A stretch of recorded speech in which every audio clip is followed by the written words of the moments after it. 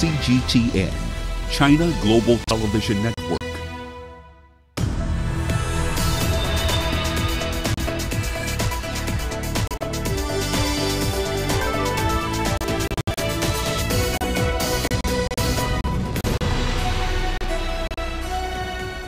Hello there, welcome to this edition of Global Business Africa.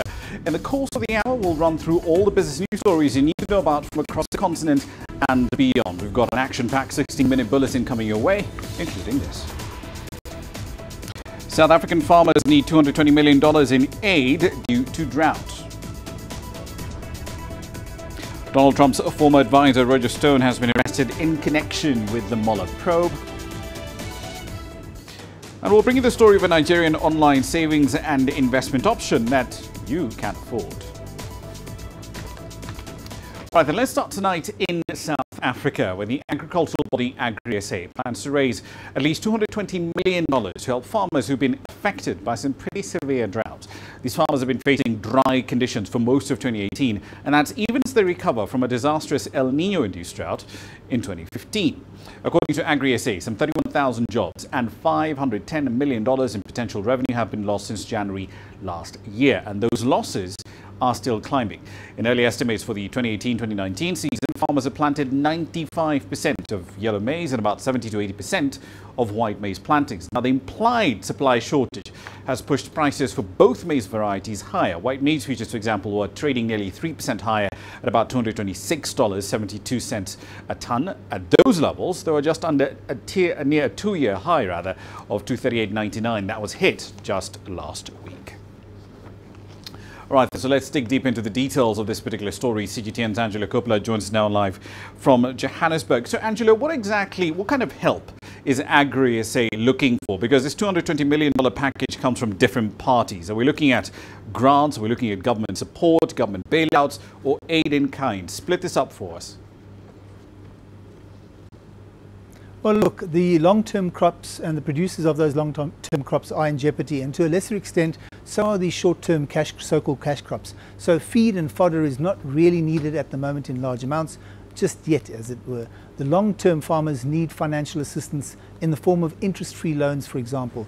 Finance is needed so that they can survive through this season.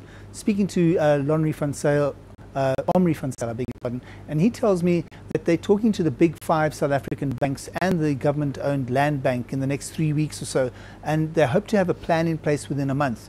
As an aside, though, the banks have been adjusting their credit policies, but AgriSA says it needs to understand those details and how they can make some suggestions so that the farmers can actually benefit from those changes to the Credit Act. So I'm hearing that it doesn't sound like a bailout or a grant, but more a relaxation on the interest that's being charged on loans by the banks as a starting point, Raman. Right then, so another interesting quote coming in from Omri van Zyl, pointing out that, quote, there is no buffer anymore in the agricultural sector. Now, we also know that plantings are relatively short, both in the yellow maize side, which is mostly useful for feedstock for cattle, but also on the white maize side. So given all these data points, how big a hit should we expect, especially on food prices, as we move into the second half of 2019? Well, look, Van Zyl, when he's talking about that buffer, he's essentially talking about a credit buffer. The farmers in specific regions around the country have been tapping into their reserves for the last 3 years since that last major drought. And that's to make ends meet and to plant the crops for the following season. So they've spent 3 years trying to catch up. In terms of the drought and the crops, well, 2016 was was very severe, in fact, but the national impact was a lot broader there. The farmers now are becoming more depressed, says Van Zyl to us, and added to which there's an anxiety, I'm told, concerning expropriation without compensation.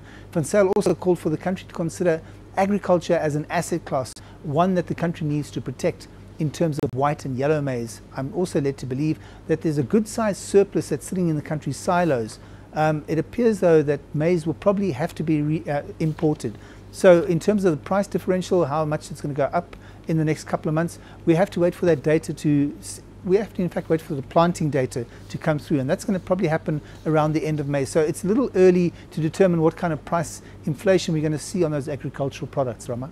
All right, let's pull back to a different dimension of this crisis. Just out of interest, how big is the market for crop insurance in South Africa? Because it would seem like an ideal response mechanism to a crisis of this sort. And if it does exist, how did it respond in the 2015-2016 drought? Well, the strange thing about insurance of any type in that agricultural sector is if you're a small-scale farmer, and there are quite a lot of them in South Africa, you won't find much in the way of crop insurance. The insurance sector doesn't really cater for that sector of the market. But despite that, some 30% of the farming group do have formal insurance, but it's mostly life cover. According to some research that we've been looking at, the picture for the commercial farmers is also concerning, and the penetration rate there for something they call multi-peril crop insurance is just 17% of the planted surface area in the country.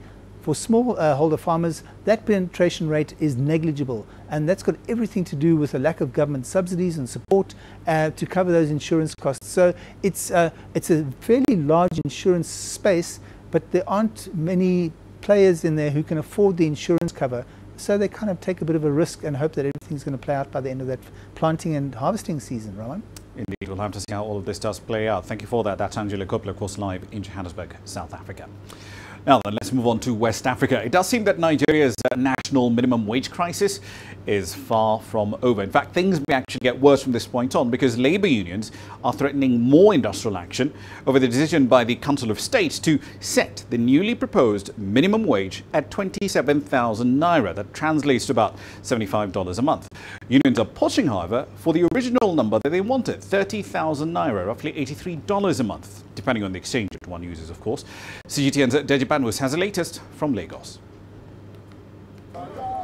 It is certainly not what the labour unions had expected. Before now, they had all thought all that was left to be done over the minimum wage dispute was for the government to transmit a bill to Parliament confirming 30,000 naira or $83 as the new national minimum wage.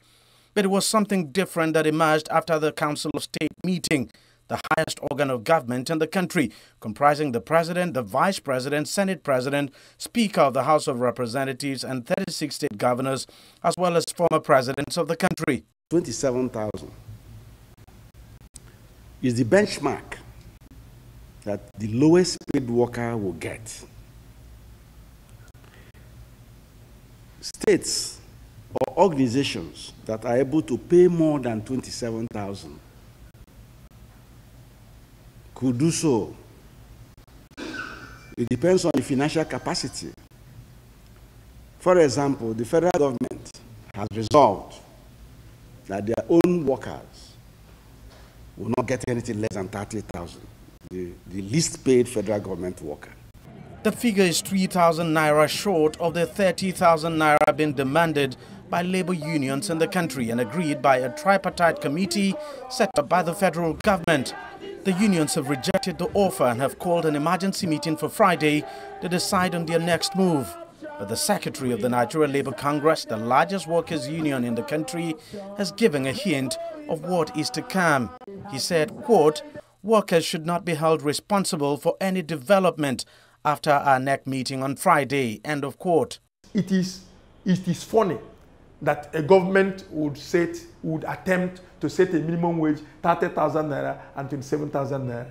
If you segregate minimum wage, then it's no longer a national minimum wage. So you are setting one for public sector and setting one for private sector. You are setting one for federal government. You are setting one for state government. It is no longer a national minimum wage. The National Council of States that made this recommendation has no legal or constitutional role to play in the process of setting a national minimum wage. So it is a needless crisis that has come into what has been a very painstaking process. And if the labor movement decides to go on strike or take any actions that disrupt everything that has been done, they really will not be blamed. The government says it will now send a new national minimum wage bill of 27,000 naira or $75 to Parliament for passage into law, and that there will be a review of the wage law every 5 years. Everyone is now waiting for the union's announcement after the emergency meeting on Friday. It certainly won't be anything palatable to the government. Deji Banwus, CGTN, Lagos, Nigeria.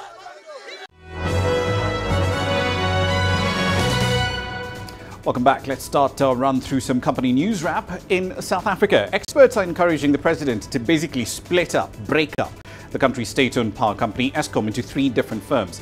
The ailing utility is currently in deep financial crisis. It's been acknowledged as the biggest single risk to South Africa's public finances. Eskom supplies roughly 90% of South Africa's power. The Hawks have denied that the cryptocurrency trading platform that BTC Global has been cleared of defrauding its clients. The South African Crime Investigative Unit says its investigations into the alleged Bitcoin investment scam are still in progress. The Hawks started investigating BTC Global in May last year. Over in Kenya, East African breweries posted a net profit of $65.5 million for the half year ending December 2018, up 33% compared to the same period last year. Now, the Brewers Group revenues are up 13% to $412.8 million. Growth has been fueled by a rise in net sales in Kenya and Uganda. Sales are up 12% in those markets. They were 26% higher year on year in Tanzania. And finally, the Chinese tech giant Huawei has threatened to pull out of Western markets in response to criticism and restrictions that are being placed on its business. At the World Economic Forum's annual summit in Davos, the firm's chairman said the company was prepared to move to countries that are willing to let it operate there freely.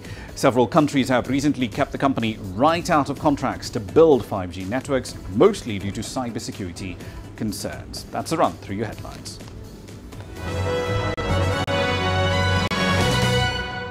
It's time for a short break. You're watching Global Business Africa. Here's what's coming up next.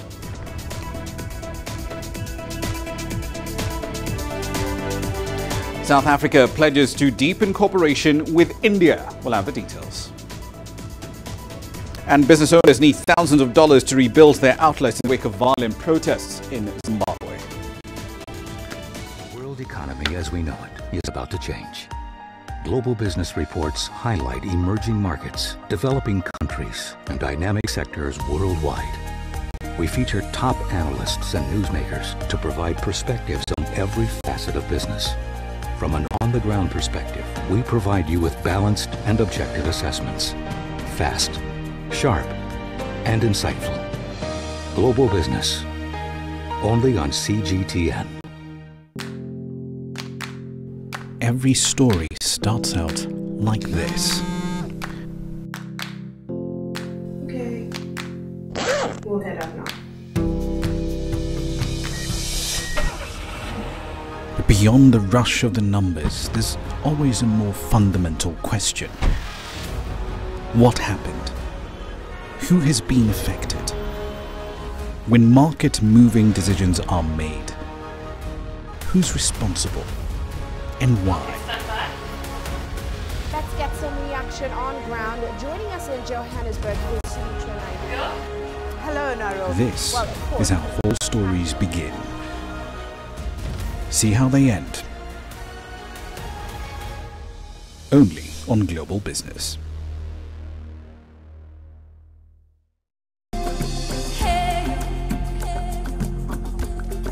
Accra is my kind of city. That's because when I'm here, I feel like I'm back home in Lagos or Abidjan, which are 2 of the major cities I grew up in. Business in Africa is high risk. After about a decade covering business news on the continent, I've learned it's all about the high risk, but also the high returns and the high energy. You simply have to adjust in order to keep pace. When I started out as a journalist, my dream was to open people's minds to the different perspectives. From the CEO in the boardroom to the trader out in the street, we all have different stories. From Accra to Addis Ababa, from Cairo to Cape Town, and I wouldn't have it any other way. Here at CGTN, we realize that Africa is on the move, and it's moving fast, but we're moving right along with it. I'm Ucheo Koronkwo, and I'm a business anchor and reporter at CGTN.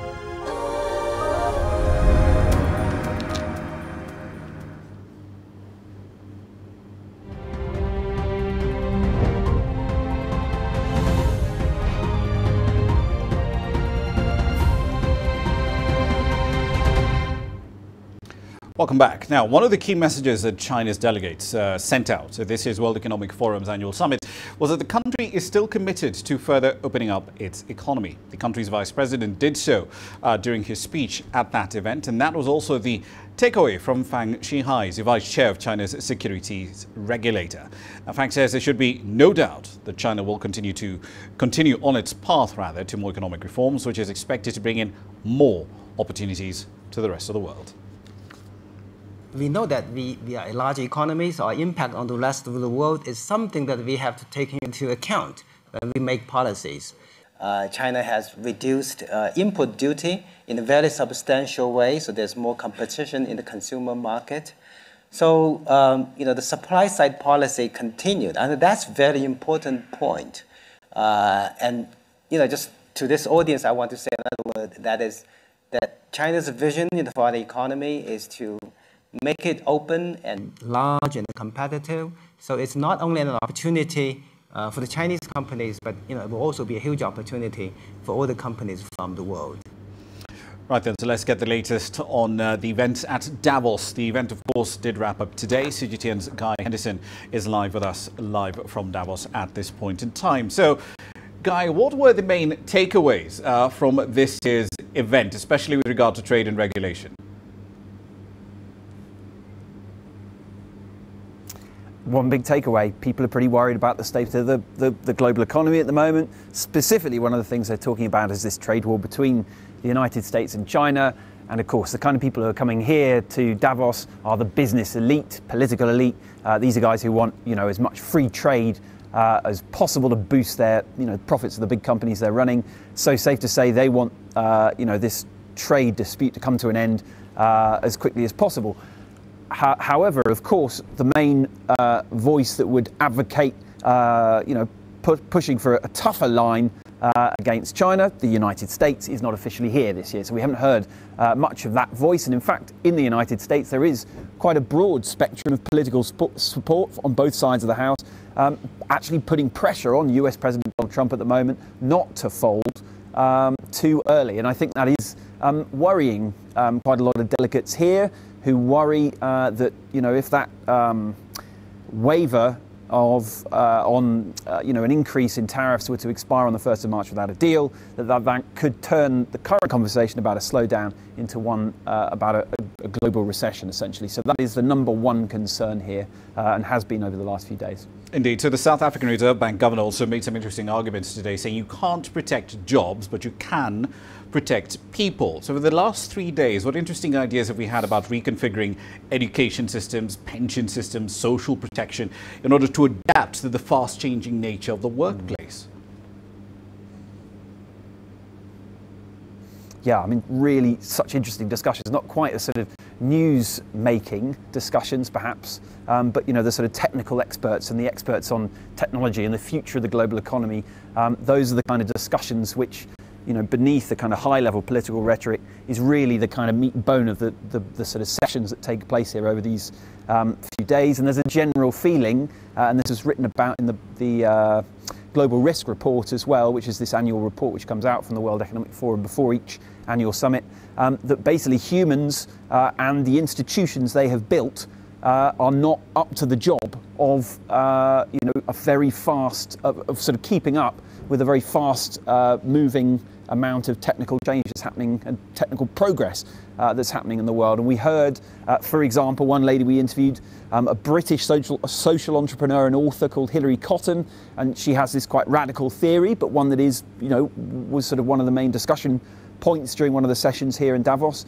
that social systems have transformed to the point where the best way to look after people in a sort of welfare state is to actually dismantle some of those welfare systems because they are so sort of out of date with the times and the pace of technological change. So that is a sort of general feeling, I think, is that there is this exponential growth in the amount of technical progress taking place at the moment, and that, you know, us humans are not doing a good enough job of keeping up with that change. Indeed, because a lot of these systems are still reconfigured for the industrial age, as it were. One last question for you. So one of the main concerns, one of the main threads coming through in the conversations in Davos was concern about a slowdown in China's economy. China's vice president was there.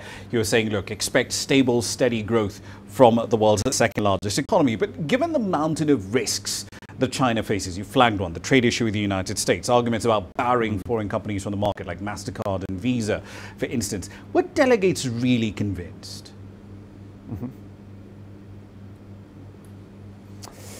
I mean, you know, I think there's a general understanding that the Chinese economy is going to slow down. Its growth is going to slow down. It's a maturing economy, and so, you know, yes, because it is the world's second largest economy, as that economy does mature and growth inevitably begins to slow down, that, you know, that will have a knock-on and will affect the rate of the coming economic slowdown and have a big impact on that. I think people are sort of generally understanding that, you know, to some extent is inevitable. But, you know, this was sort of the other big talking point, is just how many unpredictabilities, if that is a word, there are around in the world at the moment. You know, anything from conflict in the Middle East, you know, an escalation, continuation of this trade war, Brexit coming up at the end of March potentially as well. All of these unpredictable things that, you know, no amount of reassuring words from the Vice President of China or any other heads of state here can really, you know, put people's minds at ease when it comes to those shocks. They simply do not know what's going to happen. Indeed, we'll leave it there for the time being. Guy Henderson braving the cold for us there in Davos. Thank you very much. Appreciate it. Now, the South African government has signed a 3-year strategic program with India. The deal essentially aims to deepen bilateral ties between the two countries. Now, after his time in Davos, President Cyril Ramaphosa then headed to India for a 2-day visit. We have instructed our ministers and officials to commence immediate implementation of this program that we have concluded in order to take our bilateral level to a higher level. During our deliberations, the Prime Minister and I were in agreement that considerable scope exists for our two countries to grow and extend and deepen our bilateral relations at a number of levels, but more particularly at the economic level. Now, corruption is one of the biggest challenges, if not the biggest challenge, really, that's facing Kenya today. It wipes out nearly $6 billion from the country's budget every single year. Now, that sounds like a big number, but here's some important context. Kenya borrowed less than that, just under $4 billion years ago, to fund the first phase of the standard gauge rail line it built between the port city of Mombasa and the capital, Nairobi. But Kenya loses $6 billion every year. So this year, the country's authorities decided to tackle the problem with an anti-corruption summit. CGTN's Ucho Koronko was there. While Kenya is one of the fastest growing economies in Africa, it is also one of the continent's most corrupt. 2018 alone witnessed some of Kenya's highest profile corruption scandals. The infamous National Youth Service saga saw almost $89 million disappear through dubious deals. In May last year, the National Cereals and Produce Board paid out almost $19 million to faceless farmers. Investors also cite pervasive graft as one of the biggest challenges to doing business in Kenya. Well, the government says its biggest challenge to tackling graft is the lack of public engagement. We may pass as many laws against corruption, but societal values cannot be legislated. These values constitute the moral fiber of our being and must be learnt and instilled in our national psyche. We all have a role to play in ridding our nation of the scourge of corruption. A new multi-sectoral initiative put together by the Kenyan Private Sector Alliance is now exploring innovative ways to root out the vice. Engaging different segments of the economy, the National Anti-Corruption Conference is mobilizing key segments to develop anti-corruption strategies to deter graft. Bring in self-regulation. because what is happening is that we cover each other. You know, we have codes of conduct in the business community, in the private sector. But until we are able to regulate ourselves, bring disciplinary measures and sanction our members and our business community, blacklist and ensure that they cannot be able to participate in business, we will not succeed. So in the private sector, we have to go through the pain of shaming, naming, blacklisting, and saying that we have members who are not fit for business. For example, Kenya's commercial banking sector is now on the spot over their role in last year's multi-million corruption scandals, accused of helping to launder millions of dollars in dirty money. The central bank recently took over the management of two banks on the verge of collapse due to problems like fraudulent withdrawals. Kenya's Bankers Association says it will be implementing short and long-term policies in order to better monitor the sector. One of the key initiatives that we identified was the fact that the private sector was heavily involved in pushing for the enactment of the Bribery Act, which was enacted in 2016. And what we could in the immediate time frame is to push for expediting the development of the regulations that will aid in the full implementation of this Bribery Act. In sectors like education, the aim is to identify the gaps in the school systems that encourage, promote and facilitate corruption. Working in synchrony with the government to ensure that timelines and service charters are put in place in various Ministry of Education services so that there's no need for bribery to get services, streamlining those processes so that they are less opaque, and pushing forward the use of technology. The attempt here is to use the unified approach to inject vitality into the fight against graft, as the government is losing an estimated 30% of the annual budget to corruption. The vice also continues to undermine economic growth, job creation, as well as the country's national security. Ucheo Koronkwo, CGTN, Nairobi, Kenya. Zimbabwe, it's still reeling from deadly protests that broke out nearly 2 weeks ago. They were triggered by the government's decision to hike fuel prices by an average of 150% overnight. Business owners are also counting their losses. Some of them need thousands of dollars to restock and repair their outlets. There's been a severe shortage of dollars and basic commodities in Zimbabwe. Growing anger at the government's inability to change has led to violent protests across the country. Zimbabweans took to the streets, striking against a recent 150% fuel hike. Several people died during violent clashes that followed. And now business owners say some protesters have taken advantage of the situation. They started looting the groceries, till points, computers, some meat from the butchery section, and all other assortment of goods that we stock in our shop. As far as the value of the stock that we lost, we are still calculating, but what I can tell you offhand, it's quite a huge figure, which I'm sure by the look of the shelves, you can easily tell that most of the stocks were looted. So I can actually put it at, say, 50% of the stocks were looted. Mutero estimates that it will take about $500,000 to replenish their stolen inventory and carry out repairs on the premises. A daunting task in a country where companies are struggling to import raw materials and equipment. Businesses are forced to buy dollars on the black market. It's quite a huge loss, because right now we are not trading, but we need to pay our salaries, we need to pay ZESA, we need to pay the council, we need to pay the suppliers themselves. We have got stock which was looted, but in our agreement terms, they need to be paid. Critics say the country is reverting to the authoritarian rule that characterized the previous regime. With inflation at its highest since 2008 and a shortage of cash in circulation, a fragile state of the economy is at the heart of the country's political troubles. Laura Walubengo, CGTN. All right, then a quick update for you. Some news are getting on the wires at the moment. So the press secretary in the United States, Sarah Sanders, says that the president will make remarks regarding the shutdown in the Rose Garden today. at 1:30 p.m. That's basically in the next couple of minutes or so. It'll be an open press event. I believe we have the footage of the preparations. There you go, being set up at this point in time. This essentially is related entirely to the government, the partial government shutdown in the United States. We'll of course be tracking that event and bringing it to you live as it happens.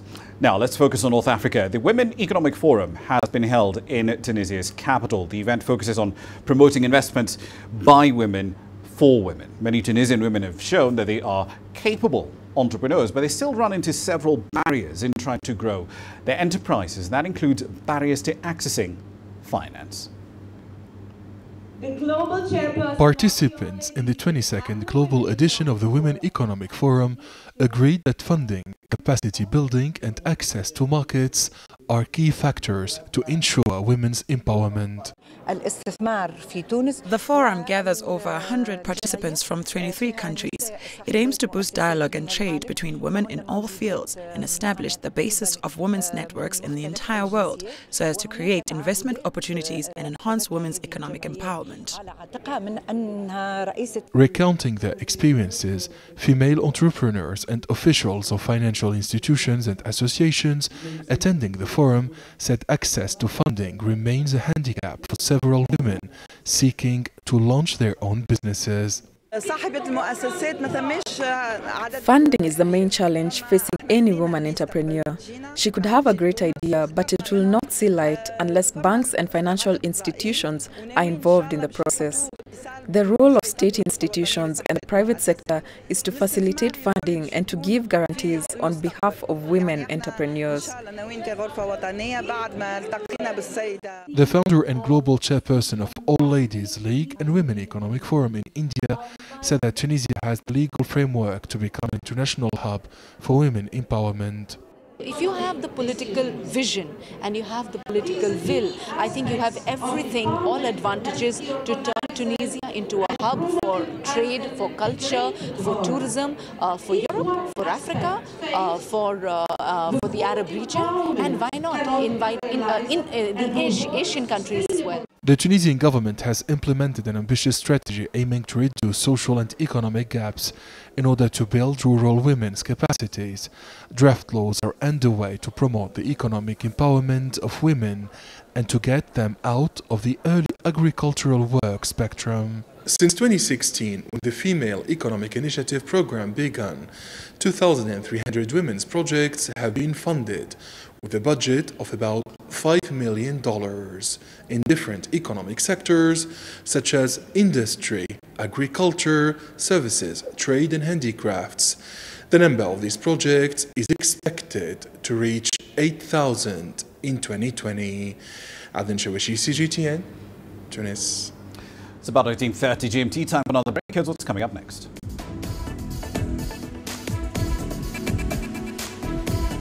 Donald Trump's former advisor, Roger Stone, arrested and charged in connection with a Mueller probe.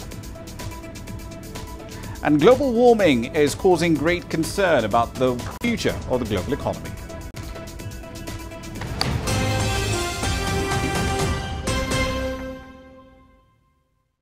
Business in Africa is at the crossroads.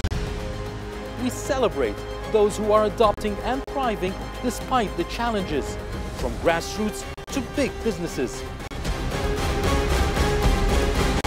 Global Business takes you along for the ride as we track the making of a giant. Only on CGTN.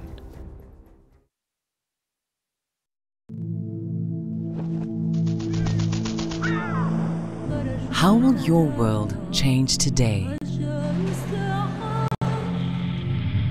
What happens here?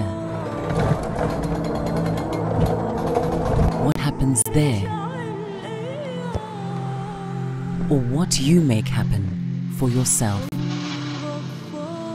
If it matters to you, it matters to us too. Your stories are the stories that need to be told. Africa Live. Find your voice.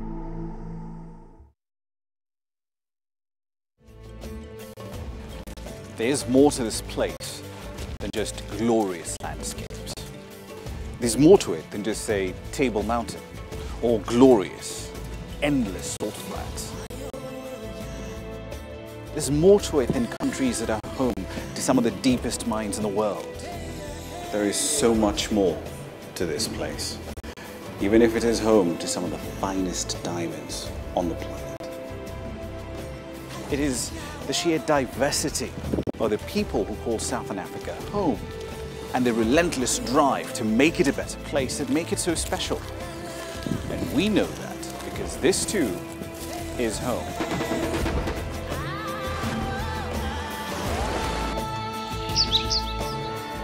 No one knows Southern Africa like we do. CGTN, see the difference.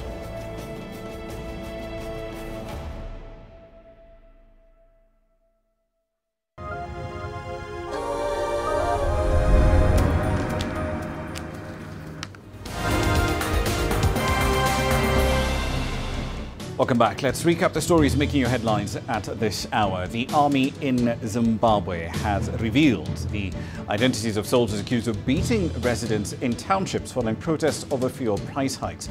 Security forces have been cracking down on demonstrations that erupted last week. Rights groups say a dozen people were killed in the process. Police, however, say the death toll is 3. Now, the battle to contain the spread of the deadly hemorrhagic fever, Ebola, in the Democratic Republic of Congo is still underway. The World Health Organization is warning that the disease is spreading fast into regions that have been affected by insecurity. Now, most of the areas that could be hit by the disease do lie in the southern end of the DRC.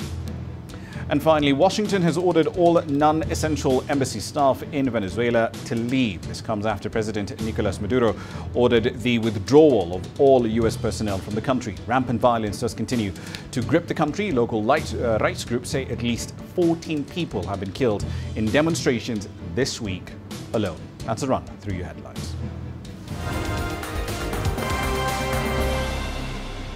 Now let's move on to one of the big stories coming out of the United States today. Roger Stone, political strategist, longtime ally of the US President Donald Trump. He was arrested earlier today in Florida. The 66-year-old was then taken to court. He faced 7 counts in connection with the special counsel's probe into alleged collusion between Russia and the Trump campaign. Let's get the latest on this. Jim Spellman is live in Washington, D.C. With more on this particular story. So this indictment seems to link Roger Stone rather closely with an organization whose description very closely resembles that of WikiLeaks. What more do we know about the charges?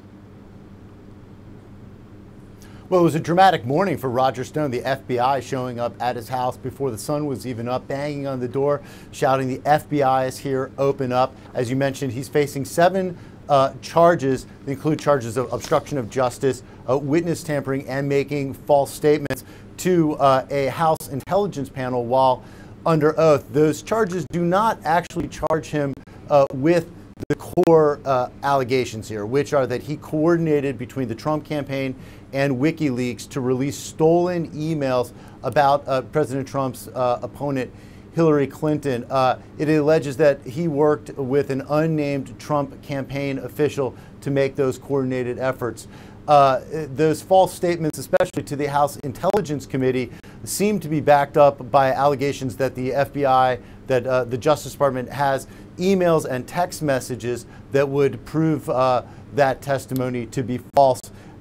So we heard from Roger Stone, though, after he made a court appearance in Florida. He was released on $250,000 bond. He came out and says that he will travel to Washington for this case next week and that he plans to plead guilty on all of these charges. I think a major question here, of course, is how does this impact President Trump? Well, the press secretary for the White House, Sarah Sanders, she came out and said these charges have nothing to do with President Trump, and all parties here are denying any wrongdoing. But this, along with the arrest, along with the charges on Michael Cohen, the former attorney for President Trump, signal that this is getting closer and closer to Trump's true inner circle as this case moves forward, Ramah. Indeed, and of course the White House, it seems, is sticking to its prior playbook. So what sort of penalties is Roger Stone facing for these charges? I mean, they do look pretty serious: lying to authorities, witness tampering, and so on. Yeah, so I investigated that. It's hard to know exactly for sure, but at a minimum would be several years in federal prison. Now, in the past, the Mueller probe has brought people in and sought their testimony in exchange for lighter testimonies. That's standard practice in the U.S. judicial system. But Roger Stone has said repeatedly, and he repeated it again today, that he will not testify against President Trump. So it's not clear if he'll stick to that or if possibly the special counsel could bring bigger charges against Roger Stone. In other cases, we've seen them bring more charges later. They call that a superseding indictment. So we could see more charges brought in an attempt to place more pressure on Roger Stone to get him to testify on others. Ramah? Right, then let's focus on the government shutdown, partial government shutdown. As I understand it, yesterday the Democrat-sponsored bill in the Senate got 2 more votes than the Republican alternative. So given those results, are we seeing the beginning of a Republican breakaway from the Trump position here? Well, I don't think there's a situation where you're going to see mass defections, partly because Mitch McConnell, the Republican leader in the Senate, has said he won't bring anything to the floor that President Trump doesn't support. So I don't think they're going to really provide an opportunity to provide that type of venue where Republicans could vote en masse against the president. But it is bringing increasing pressure day by day, hour by hour from his own party, the Republican Party, on President Trump to do something about this shutdown as we've seen these impacts spread. And of course, as you mentioned a short time ago, we expect to hear from President Trump really within a few minutes. And there is reporting coming from the Washington Post that a temporary deal has been struck between President Trump and the Republicans and the Democrats to temporarily reopen the government.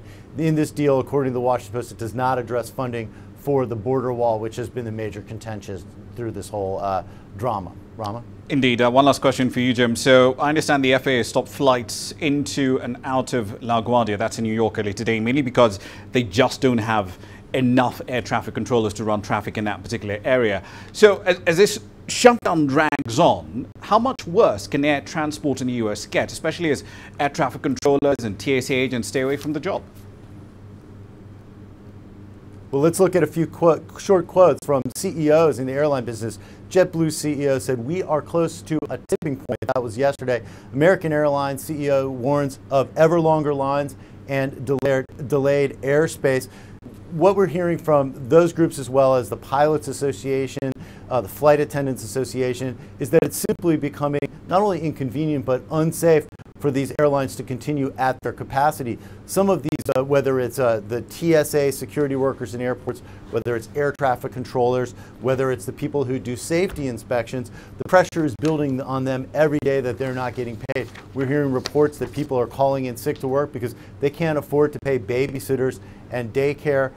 The worry, the distraction that goes with all of this is causing more and more people to call in sick in the aviation space, but also in other areas. We understand that today, Friday, 14,000 IRS workers, that's the U.S. tax agency, have called in sick. They've been called to come to work without pay. They've called in sick. This is as they're beginning to get returns filed, and people are going to be expecting to get their tax refunds. So really the impacts of this are becoming worse and worse every day. Today's Friday here in Washington, D.C. It should be payday, the second payday that federal workers would go without a paycheck here in Washington.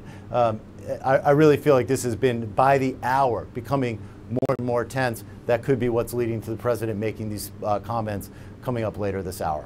Indeed, and of course some polling data just hitting the wires. I believe this is a Washington Post ABC News poll. Trump approval rating at 37% versus 40% before the midterm. So clearly a political cost implied there as well. Jim Spellman in Washington, D.C., thank you very much. Now, that government shutdown is also having a big impact on the country's scientists. The CGTN's Hendrik Sibrandi now explained some researchers, in fact, are now starting to take their expertise and their labor elsewhere. It's kind of a cool center that way. Joanne Holloway is a research scientist studying the impact of mining on watersheds for a major U.S. government agency. It's a really beautiful way to conduct science because it's science that gives directly back to the public. But Holloway is unable to do that work because she was furloughed 5 weeks ago. It's a disappointment to know how little security I have. Curtis Walker is still on the job. The postdoctoral fellow at the National Center for Atmospheric Research, or NCAR, is studying the use of artificial intelligence to better predict road conditions. He says the access to weather information on federal websites has been severely restricted.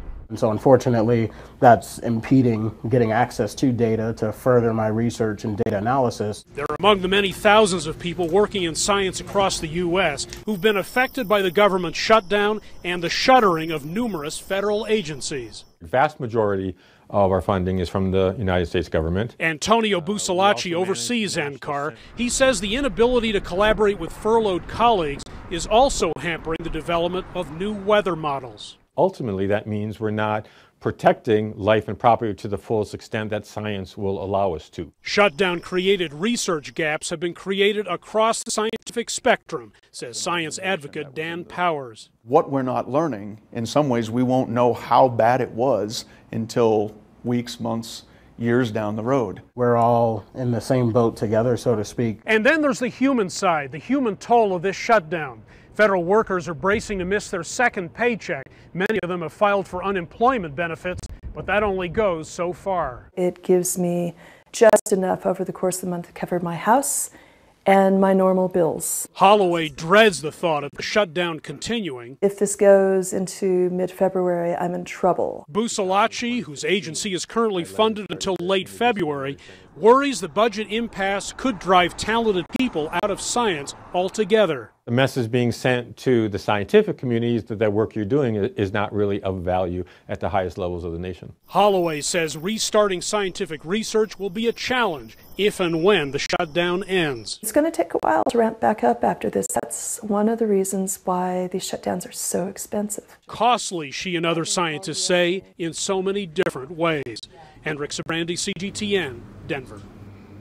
Again, as we wait for the U.S. President to speak on this particular matter, more information coming through on the wires. New York Times now reporting that the Senate Majority Leader, Mitch McConnell, said that President Trump, agreed to stopgap through the 15th of February. So effectively agreeing to sort of continuing resolution that would fund the government, at least for the next couple of weeks, 3 weeks, give or take, until the middle of February. Of course, we're still waiting for the president to come through and speak. He will be doing so from the Rose Garden. Now, the cost of global warming to the world economy isn't just rising, it's becoming increasingly detrimental. Some recent studies have shown that unless action is taken, global GDP could fall by nearly 30%. And global average temperatures would rise by as much as an average, remember, of 4 degrees Celsius. It's CGTN's Silkina Alwalia with more from one country on the front lines, Indonesia. A research by Stanford University states that the cost of global warming to the world's economy is now detrimental. The aim is to cut emissions and to stop planet Earth from getting hotter. The research shows that if action is taken today and temperatures only rise around 2 degrees Celsius, global GDP would fall around 15% in the coming years. But if nothing is done and temperatures rise as high as 4 degrees Celsius, global GDP would drop nearly 30%. And that, experts say, is something to worry about. The result would be permanent and almost irreversible. Untuk kalangan private sector, tidak bisa. Businesses in this day and age need to understand the long-term effects of climate change. They have to start thinking about new management techniques, technological innovation, and how to build an entirely new economic scheme that will benefit them in the future. The industries that are most at risk include agriculture, fisheries, and forestry. It's estimated that climate change could jeopardize the jobs of more than 1.2 billion people globally. Global warming already affecting some part of the developing country, especially. The rainforest is declining, also affecting how the food security in some part of the countries. Because right now, in the term of the last 4 years, for example, Indonesia, food price is already increased dramatically. And it's also affecting how the productivity of the food crops in the next future for our next generation. In October, the Intergovernmental Panel on Climate Change released a report saying greenhouse gases in the atmosphere have reached groundbreaking levels. To keep temperatures below 2 degrees Celsius, the panel, along with Greenpeace, advised people to eat less meat, dairy, and eggs, because the production of these food items create more than 50% of global greenhouse emissions. Silkina Alwalia, CGTN, Jakarta. All right, then a quick run through commodity prices here for you. So the Baker Hughes rig count has just come in.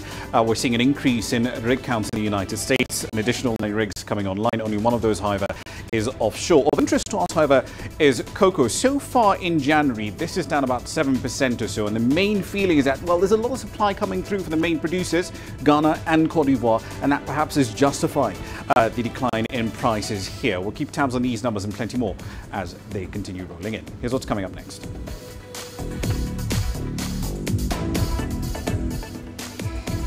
We'll check out a Nigerian online savings and investments platform that just about anyone can afford. Images may appear to be identical, but looks can be deceiving. The difference is not always obvious. It has to be discovered. There are always different sides to a story. We put the focus on the details. To see more, to understand better. CGTN. See the difference. The greatest journeys. The greatest sights. The greatest adventures.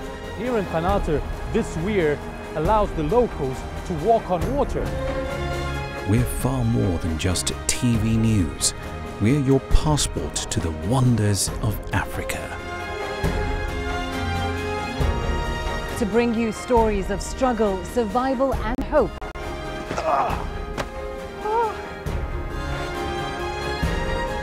So let's explore.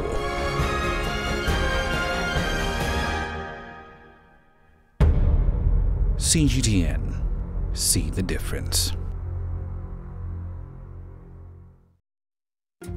Africa is the nexus of enterprise, and global business will tell you why it matters. From the mega investment projects to multi-billion-dollar mergers and acquisitions. Africa today collects, just in terms of revenues from taxes alone, $545 billion a year. If you take 10% of that and you devote it to the energy sector, problem solved. All this on Global Business, weekdays at this time on CGTN.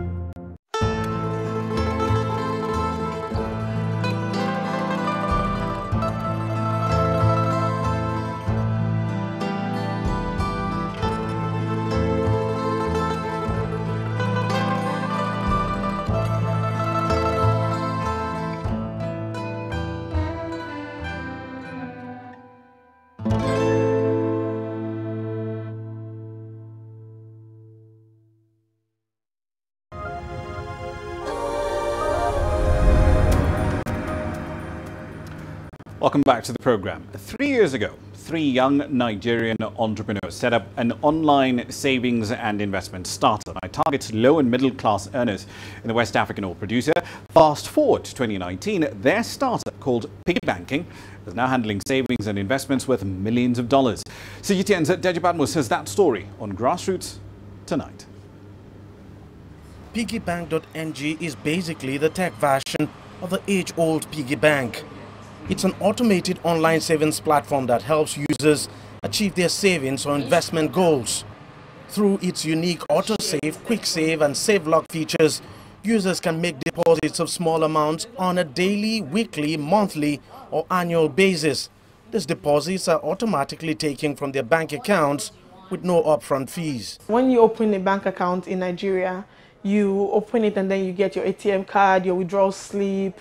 And so even if you decide to put aside money into a bank account, you would still be able to get it out. But Piggy Bank, the special differentiating factor is that we enforce that people should save for at least 3 months before then having access to their money for free.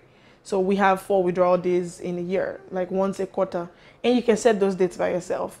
Outside of those days, if you try to withdraw, we'll charge you a 5% penalty fee on the amount you're about to take out. Beyond just savings, Piggybank.ng helps users to make risk-free investments, offering higher rates than are available in commercial banks. We operate an asset under management model. So in that model, what happens is people save with us, people withdraw, but there's a balance left with us at the end of the month, and that balance is invested into fixed income instruments, right? Treasury bills, government bonds, securities. The interest that we get, we then share with our users, right? So as it is, we offer 10 to 12.4% interest on money saved on piggy bank, which is more than 3 times what a commercial bank would offer the average Nigerian. In its first year, piggybank.ng had only 324 people signed up to its initiative, saving around $58,000. But 2 years after that, the number of clients increased to over 100,000 people with savings of around $12 million. The future of piggy bank for us is to become a digital financial warehouse, and I'll explain. Right now, today, we are into savings, right? But we understand that the young people that we serve, the people that we serve, they're in need of much more than savings. They're in need of insurance, they're in need of pension, they're in need of like investment opportunities, they're in need of like even just budget tracking. So we are going to bring all of those products to them inside of Piggy Bank. The initiative of the 3 young Nigerian graduates back in 2016 is now gradually growing into a multi-million-dollar enterprise. And the potentials are huge when you consider the vast amount of Nigerians that are still unbanked. Deja Badmore, CGTN, Lagos, Nigeria. Of course, just to remind you very quickly about a developing story we're keeping a very close eye on. The U.S. Press Secretary, Sarah Sanders, did point out that about 18:30 GMT, it's about 1:30 local time in the U.S., that the President, Donald Trump, would be speaking about the government shutdown. He was supposed to speak about 20 minutes ago. Clearly, he's still not there. We don't know exactly what's triggered this particular delay. Quite a few reports coming through that a deal of some sort might be in the works, but of course you can expect detailed, in-depth coverage of this particular developing story as it continues from our colleagues over in Washington.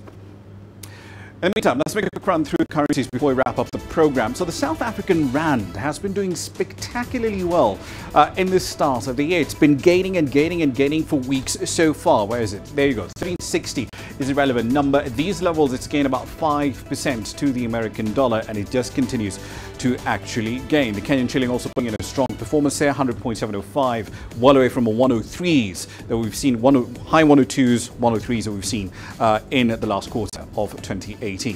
Those are your currencies. This is it for this edition